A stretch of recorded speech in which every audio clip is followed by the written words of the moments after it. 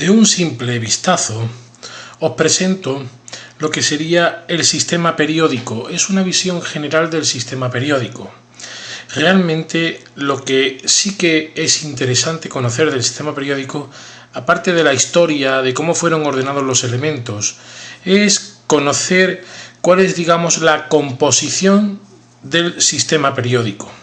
El orden del sistema periódico es un orden con el que leemos en Occidente, y habría que empezar desde arriba y la izquierda, leyendo hacia la derecha y después bajando.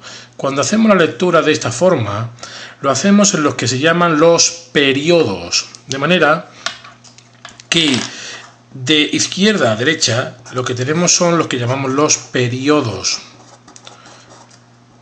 Eso es leyendo en este orden. Mientras que si leemos de arriba hacia abajo, lo que hacemos es leer en lo que llamamos los grupos.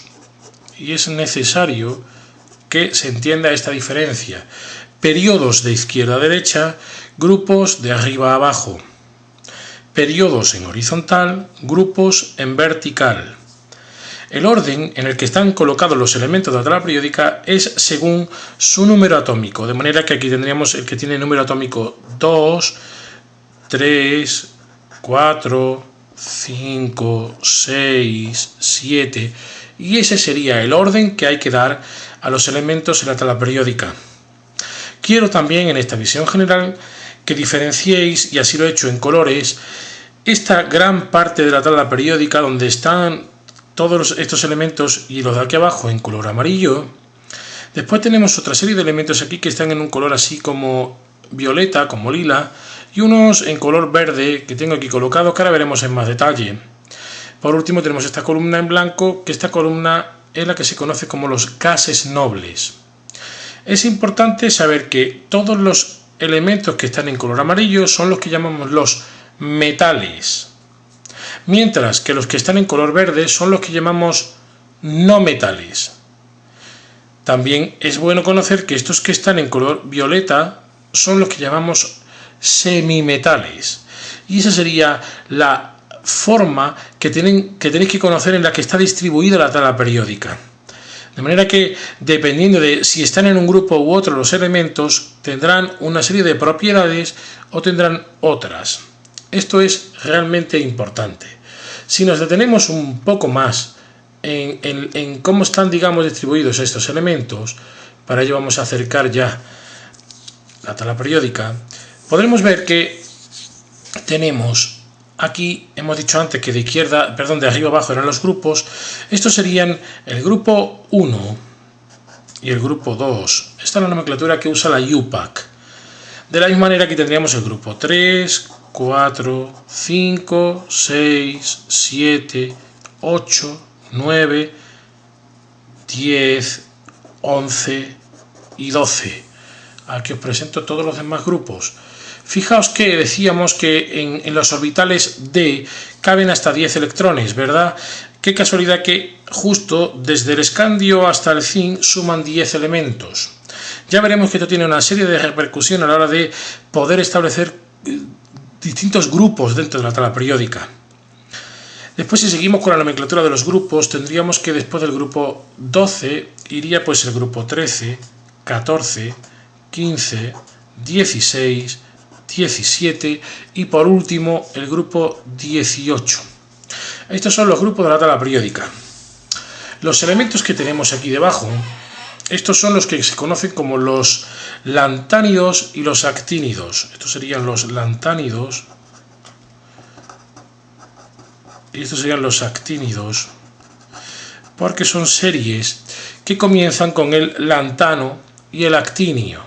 Es decir, aquí tendríamos que el lantano sería, por ejemplo, el número atómico 57, pues este sería el de número atómico 58. Aquí es, digamos, como que se parte la tabla periódica y lo que se hace es que todos estos de aquí se sacan aparte de la tabla para que pudiéramos seguir después con el Hafnium, que sería el 72.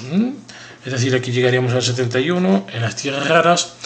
Bien, pues a esto se le conocen como tierras raras y son elementos en su inmensa mayoría que son radioactivos, sobre todo los actínidos.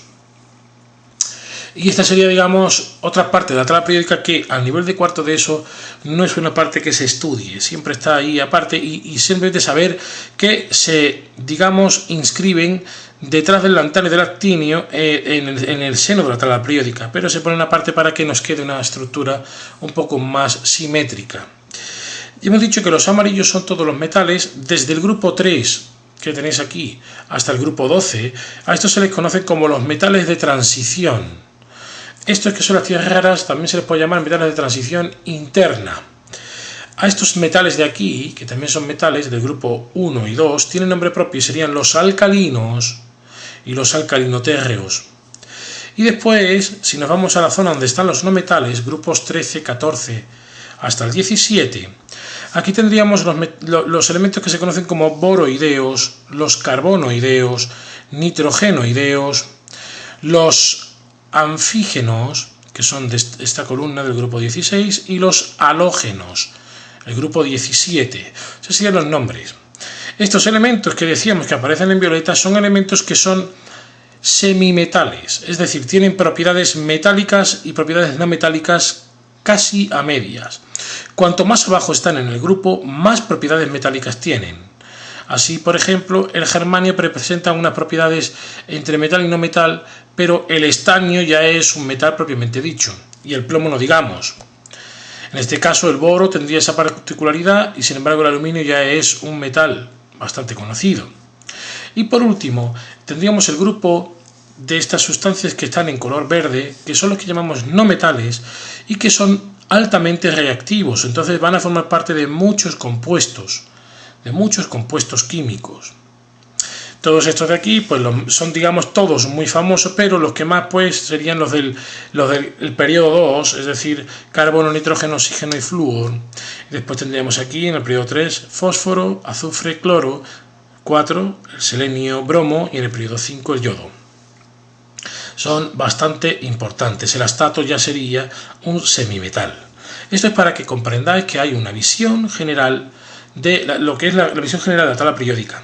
Solamente basta deciros que el que ordenó la tabla periódica tal y como la estáis viendo, en orden creciente de los números atómicos, fue una persona que se apellidaba Moseley, Henry Moseley, y hizo esto en 1911. Ordenó la tabla periódica de esta forma y así se pudo ver que se ordenaban también según lo que llamamos las propiedades periódicas, que las veremos un poco más adelante. Por último, indicar que en esta tabla periódica que estáis viendo no está el hidrógeno, perdón. El hidrógeno en muchas tablas periódicas se dibuja aquí encima para que quede bonita, para que quede simétrica con respecto al helio que está en el lado contrario. Ahora bien, nosotros no hemos hecho eso porque, según atendiendo a sus propiedades periódicas o algunas de sus propiedades periódicas, el hidrógeno debería estar colocado en esta zona de aquí. Deberíamos de colocarlo en esta zona de aquí. Así podríamos atender a sus propiedades periódicas de una manera muchísimo más lógica y razonada que si lo colocamos, como hacen algunas tablas periódicas, algunos sistemas, sobre el litio. Y eso es importante que lo sepáis.